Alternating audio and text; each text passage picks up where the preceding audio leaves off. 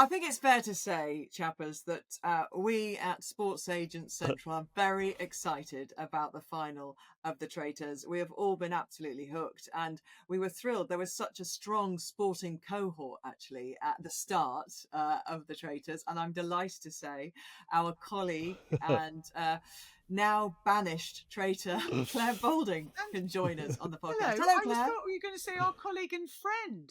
I mean, well, if I'd have And- done the intro, I would have Thank said you, friend, Chuck. obviously. Well, but you know, we don't want to make it look like you're only coming on because you're a friend, obviously. But yes, of course, friend before traitor, Yeah. obviously. But I mean, super excited, Claire, that you were in it, because I knew that one day, I'm not yet, I get some inside goss, but you're being very tight-lipped about everything. I've been messaging you, and you're not saying much. You're not giving much away. So let's try and tease a bit more out of you now. How big a fan were you before you went on? How much did you know? Massive. I mean, obviously, I watched every series, and I had met some of those who had been in earlier series. So I'd met Harry, who obviously won series 2 or 3 or whichever one. I met Frankie, who's lovely. I met Paul, who was a traitor, and got banished eventually. And so I talked to them, but again, you're not allowed to discuss the circumstances around the show. But the show itself is fascinating as a psychological test, and a couple of things that I think make it so different from sport. You know, we are all team players, but we know who's on our team, and I love playing on a team. But to play on a team when you don't know who's really on your team is very discombobulating, and it makes you. I'm a very trusting person. You both know this. You know, I'd walk into a room with my tail wagging and want to be friends with everybody. And in a quite annoying way sometimes. But to be forced to be suspicious, I found that really uncomfortable. I really didn't like it. And I wanted to make sure, you know, as is my way. Firstly, I wanted to organise everyone in the first mission, and then, of course, we didn't notice that. There was that, hugely annoying, and I annoyed myself.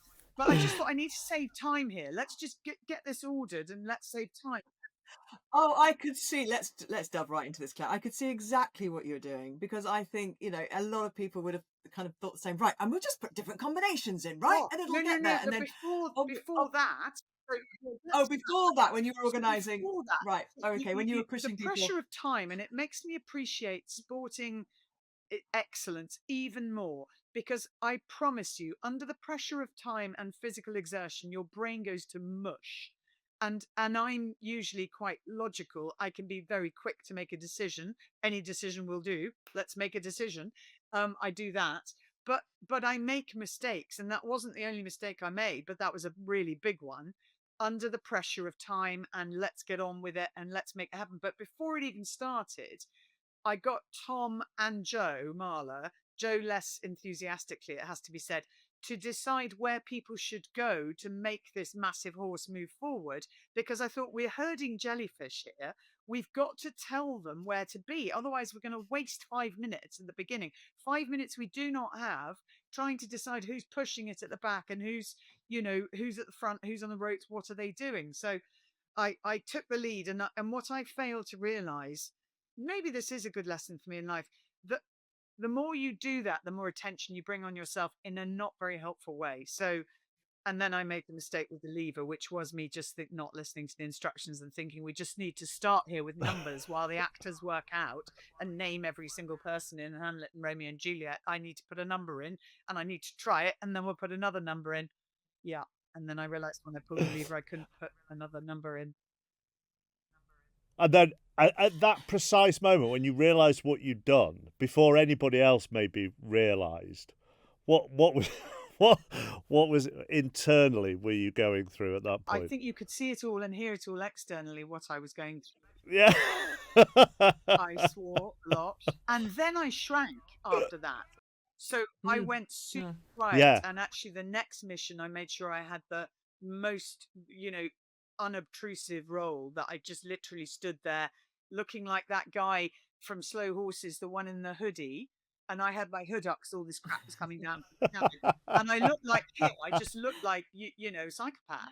with a hood on, just standing there going, I don't care what goes off, I'm not reacting. And me and Ruth standing next to each other, just going, we'll be quiet while everyone else makes a fuss. But then I had the How mind when I came out to just go, I need to find a shield because I think they're going to murder me. And I thought, how, because of pulling the lever, I just thought, I've let everyone down there. As it happened, it didn't matter in terms of money. We still won all the money. But I felt like I'd let them down. And I promise you, it was the most awful sensation. I mean, I was, yeah. Oh, it was awful.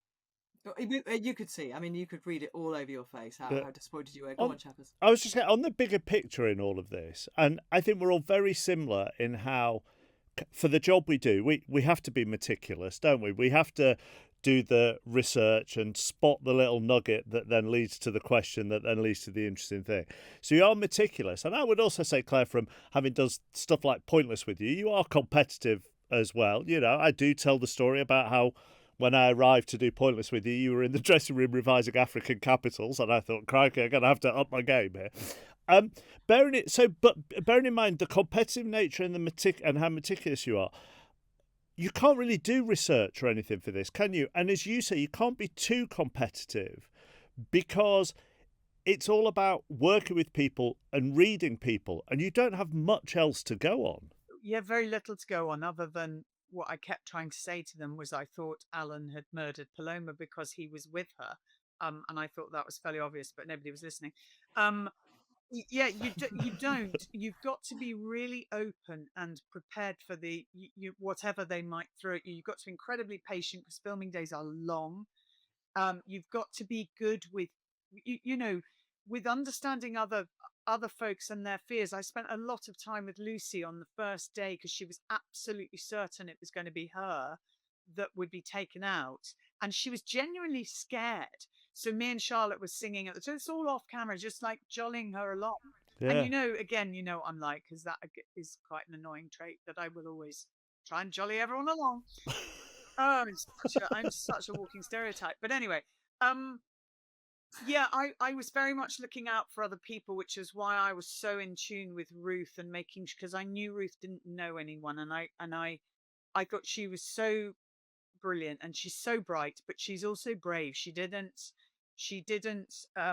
care about anyone's status, so she took Jonathan on and really early. And Yeah. I thought that was incredibly admirable because no one else did until the night they finally got rid of him. Joe Marler was the only one who was going, "It's you." Well, he kept saying, didn't he? He kept saying, and Joe's one as well, who doesn't, people are people and they are names. And if you've done something, I think he looked at what Jonathan did to Ruth and thought that's not on. And I back Claire in that situation. That's not on. And that's why Claire's so annoyed. And she wouldn't have. Anyway, there are all those things. But they weren't listening to Joe. And it's so interesting because you think about it I was thinking about staff meetings. And a lot of my friends are PE teachers. And they find that they don't get listened to, whereas the history teacher or the English teacher or the head of science has a status that is higher. So sport was low down in the kind of pecking order, really, in terms of what you bring to the party. And actually, he was sitting back and he's observed brilliantly the whole time, hasn't he? He's really unnerved Alan as well. Alan can't read him, so that's been quite interesting because sometimes Alan looks slightly offended by the stares that Joe can give, but Joe is just looking at people, observing and making this alliance with Nick, which has been how valuable was he in the missions? And that's again from a sports point of view. I would have had Tom for as long as possible because he was brilliant in the missions. He was fast, he was quick thinking, super observant. And I would have had Joe for as long as possible because he's so strong and he's got stamina. He could do things. He didn't lose his focus at the end of tasks or missions, whereas a lot of people do because you get tired. And because in the sport he did at 72 minutes he'd still have to be making really important decisions and while exerting himself physically. So yeah, it makes sense that he's got that ability. But as you say, I don't think the sports types are highly regarded almost in those environments, are they? Which is agree. And I think those again those roundtable situations where certain voices, and there are lots of factors one can put into this why they have a higher status, but they carry with them a lot of votes. So if they go against you, you are toast. And there was, Mm. yeah, I mean, it was really interesting.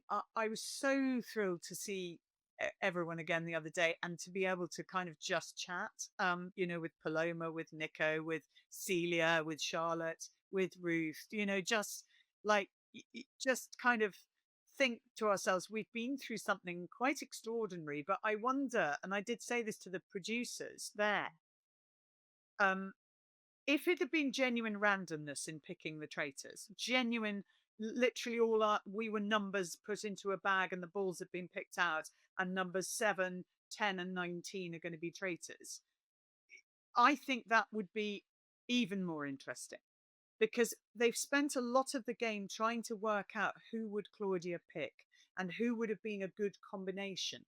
And actually that's Mm. clouded their thinking, because the one that was standing, that was hiding in plain sight, were the two of the three actually hiding in plain sight, Jonathan and Alan, because they kept thinking that would be too obvious. But if it had been genuinely random, it could have been 3 women, it could have been 3 men, it could have been 3 of the ones, the really younger ones, so Kat, Ruth, Nico. It would have been it could have been any combination. Have they taken your production Well, tip on board, Claire? Was well, that? funnily enough, But did say, then, there's a thought, there's a good idea. You might see us doing this. We won't, of course, give you any credit for it. I'm used to that. Don't worry. You take it, run with it. I just think it would be but then, different. yeah, Yeah. if you know it's random, Mm. then you won't start second guessing yourselves, will you? Such as a big dog theory, or it can't only be Yeah. 3 young ones, or so that actually, by knowing it's selected, maybe there are more opportunities for you to second guess yourselves and drive yourselves mad. Exactly. And you might get lucky early. Well, you'd focus only on what limited evidence you have. That's what you'd focus on. Yeah. And to me, Yeah. You said the murders in plain sight, and there are only 2 of them, but you know that they were the only ones with any evidence. your fireside chat with Claudia, you said you wanted to be a faithful. I can't. It feels like ages ago now. You said you wanted to be a faithful. Having gone through it, have you changed your mind? No, I haven't, because if it was, if it was the random thing, the ball selection, I'd take it. And that's what they said to me. Would you have agreed to it if you might have been a traitor? I was like, yeah, of course. If those are the rules of the game, and I've said I'm going to play the game, I'll take the rules of the game. But they weren't. Sure. And given the choice, I didn't want to be, because I really didn't like the idea of having to decide who would go. And I knew that it would matter to people. Of course it matters. And, there is a fair amount of, I think those that went longer were probably desperate to go by the time they went. But I think they went really early, you know, On the mechanics of it as a show, and you've alluded to being bored at times, and those shows always have so much downtime or off camera time that you don't see. I know you have to go into your rooms in the evenings without your phone and without iPads, a connection to the world. You don't have that ability to just kind of call home, do you, even in that period? So was that something that you found yeah, challenging, because you are a busy being, hugely aren't you? challenging. And because also I'm a very social being, like I don't want to be on my own for 10 minutes, let alone, hours on end. And unlike Sounds a Gabby, perfect show for me. hey, It Be great for sounds chappers. a perfect show for me. Anyhow, go on. like Gabby, when you did your Wim Hof thing, you had all that time with a tight group of people, and you weren't competing against them. You were competing against yourself and against a thing. Yeah, there was no No, winner at the end. but so I am just much more that kind of but I don't want to get in cold water, but I wanted to, be with people that I wouldn't ordinarily get to mix with. So that's why it was so exciting to, to get to know Kat Yeah. Burns. I mean, when am I ever going, or Ruth? I mean, when am I ever going to meet them? Yeah. And most of the other people I knew a bit. It was, I mean, Joe Marler I hadn't met, because I haven't had the opportunity to interview him. But Flora, my niece, she was so excited that I was going to meet Joe Marler. Oh my god! I mean, this was like the biggest deal to her. Whereas for Toby, the middle nephew, it was Nico, and two boys. I went to Brentford, Liverpool the other weekend, and the two little boys in front of us, only young. I mean, like 10 and 12, and they kept looking around and they kept looking around. Eventually, they turned around and went, "You've met Nico, haven't you? What's he like?" It's really fascinating from that point of view. I mean, the production is just insane. I mean, it's so impressive, and I couldn't get over the scale of the missions and the different things that they were trying to test. And I love that because we were all working together. But yeah, I find the whole, you know, that the environment where people are being set on each other, I find that very difficult and obvious. I think frankly that's very I think you're abnormal if you don't find that difficult. It's tough. No, but that's actually quite a difficult element to it, isn't it? Because, you know, with a lot of these things, this inverted celebrity versions, people aren't, you know, if you get, I haven't done it, but if you get voted off the weakest link, you're not going to be really that bothered, are you? If you go out of the Masked Singer, I can't imagine. No, I think Gabby and well, Mark yeah, would be quite but bothered if we got off the weakest link early. yeah, well, yes, you both would. I admit, yes, you would. You didn't have to pair with Robbie Savage, so yeah, pointless. yeah, oh, pointless. That was pointless. yeah. To be fair, you were a bit pissed off then, weren't you? When you and Robbie went out. He still to this day didn't realise we were looking for the lowest number of points. Anyway, that's another story for another day. But because this is a game, and actually because you are kind of controlled by traitors or one false step and the pack mentality and you could be gone, it actually becomes a lot more personal, doesn't it? And I would imagine actually, you know, and you did feel for Kate a couple of times in it. You know, it can get quite personal about how you behave and your characteristics and so on. So you've got that desperation to do well in it and to try not to be picked apart. Yeah. It is quite cruel in a sort of entertaining way, but it is quite cruel in some places. Celia said that a number of times of how cruel she thought it was, and she said it in her exit interview, but she also said it to me early on. And I do that is in it, but it is hugely engrossing and fascinating, and I think the psychology part of it and the study of human psychology and what people do, how they behave when they're under pressure, how difficult it is to defend yourself when you're being attacked. And well, there's nothing you can say, is there? Everybody just says, "I promise you, I'm not a traitor." I know, and I was so surprised by it because it came from nowhere and suddenly everybody's having a go, and I'm like, what's happened here that you all now think it's me? And what had happened, obviously, because I've seen it since, is Jonathan had happened. And if I'd known that, if I could have been, you think these things afterwards. All I needed to say was, Jonathan, if I was a traitor, I wouldn't have needed to set you up. I would just have murdered you. Huh? Like, but I wasn't. Yeah. And it seemed a bit rude to say that too. So you're kind of not wanting to be rude. But also you. But it could have saved your Yes, life. it could have done. Yeah. And also meant that people got him a bit sooner as well. What did you think when you eventually found out who the traitors were? Well, I wasn't surprised by Alan because obviously I voted for him twice. I wasn't actually surprised by Jonathan. I just was annoyed. And Kat, I thought fair play. Really fair play. And yeah, she played a blinder.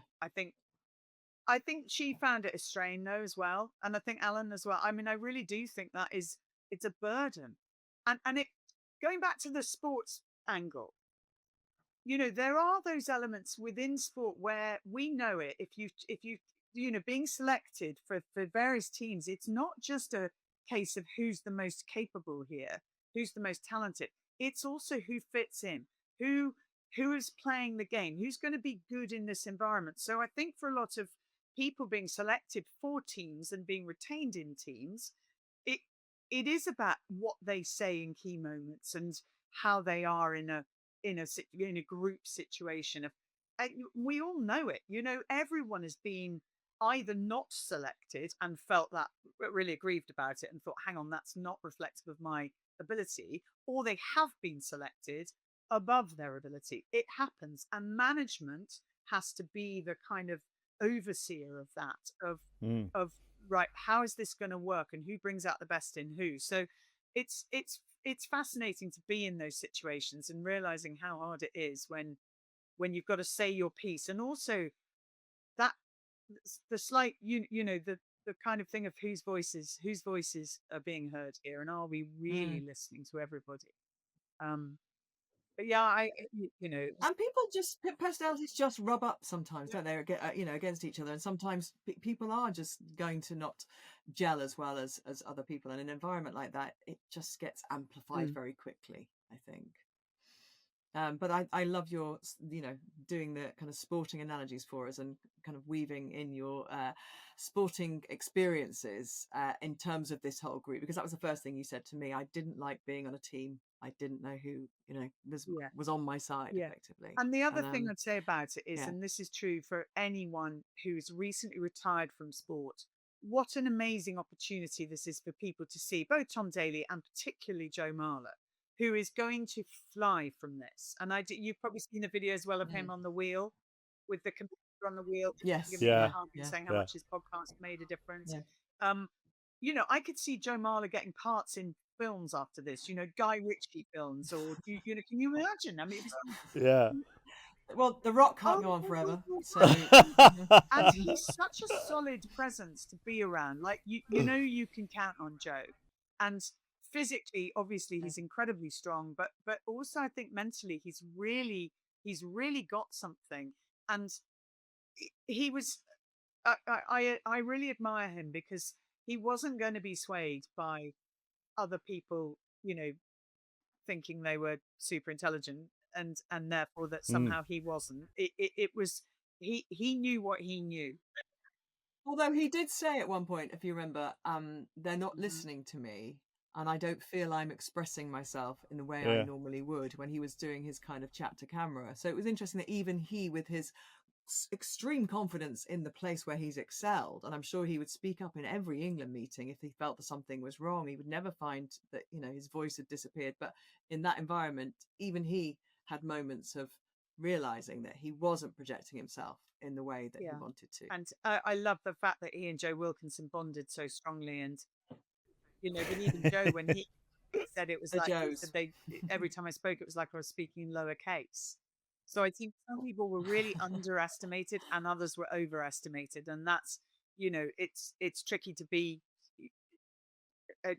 somewhere in the middle. And what about the finalists, Claire? What did you make of the final five? Well, I do think it's interesting that the only woman who's got there has had the protection of being a traitor. So effectively, she never could have got murdered. And I love Kat, and I think she is really has played it fabulously and with dignity. Her real pain on the decision over Lucy was evident. Like she really didn't want to do that. Yeah. And I think there are kind of there's honor amongst thieves, and I think that both particularly her and Alan gets away with stuff because he laughs. He is funny, rather, and like he can't play the game, because he's so effective. And I think Nick is, oh my God, Nick, when he did the first puzzle on the big Traitors. Oh God. Oh my God. I mean, he's so quick, he's so sharp. That brain is full of amazing things, but he's really skillful and he's really agile, as you saw with the laser beam mission. He's got a sort of, just a dexterity to him. He's really, really brilliant.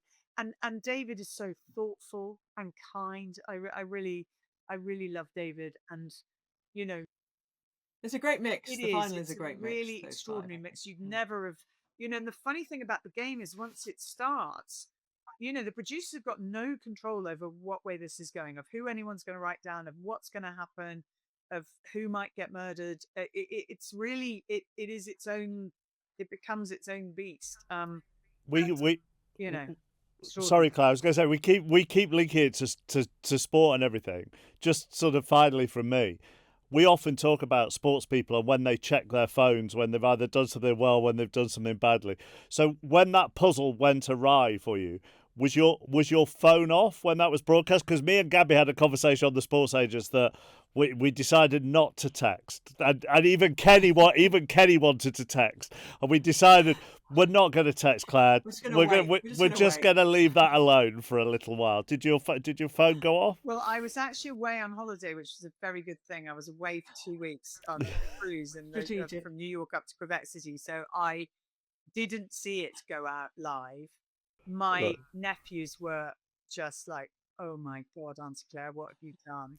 And quite a lot of the messages laughing at me, which is fine. But equally, a lot of people, as you did, Gabby, saying they would have done exactly the same thing. That you could see what I was thinking, what was happening, and what I did then very quickly, and then they kept going to the instruction that I clearly hadn't read. But the guy I was talking to the other day, who's a legal advocate, as well as wanting to talk about how it works like a jury works on the round table, he also said, I've already used you as an example to my students. And he said, because it's not, there are two things. One is, yeah, fine, you made a decision too quickly, but you immediately fessed up to it. You immediately just said, I am so sorry, that was all on me. I messed that up. And he said that is a really important thing to know how to do it, and to get forgiveness, therefore, which most of them did. To be honest, all the faithfuls forgave me. It was the traitors using it against me to try and, Alan coming back to it.